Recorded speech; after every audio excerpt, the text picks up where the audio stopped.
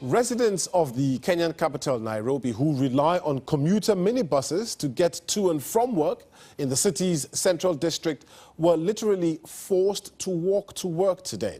That's because a law banning the Matatus, as they are known, came into force today. The idea is to reduce congestion, but there has been much debate on the effect this will have on commuters and the Matatu drivers as well. As Ferdinando Mondi now reports.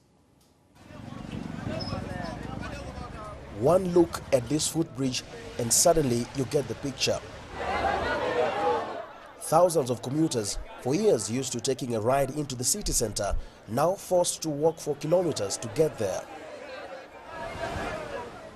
Others resorted to very risky ways of shortening their walk. This is one of the footbridges that commuters now have to use to access the city center from the bus terminal. It is heavily crowded. This doesn't happen every day. I can feel the ground vibrating.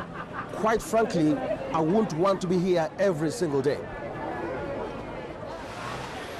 This is where the Matatus are now expected to pick and drop passengers. Bus stations located at several city entry points, most of them about 2 kilometers away from the city center. This one here was so crowded, some Matatus were picking up passengers just outside the terminus. Many transport operators were unhappy. This station is too small for all the vehicles. Previously, some of them used to get to town. Now they are all crammed here.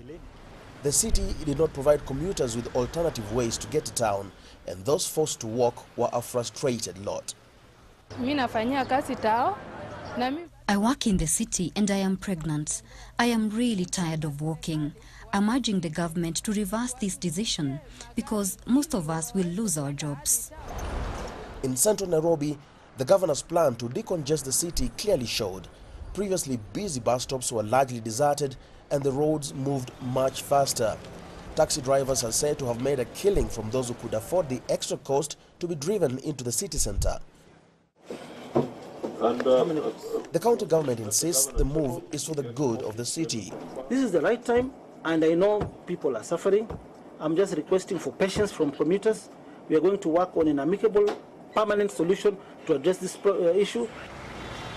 But transport operators and even Nairobi Senator Johnson Sakaja have moved to court saying the new order will hurt commuters and the economy. Many agree that Nairobi city's traffic needs to be managed, but how this should be done best is an equation that is yet to be solved. Ferdinando Mondi, BBC News, Nairobi.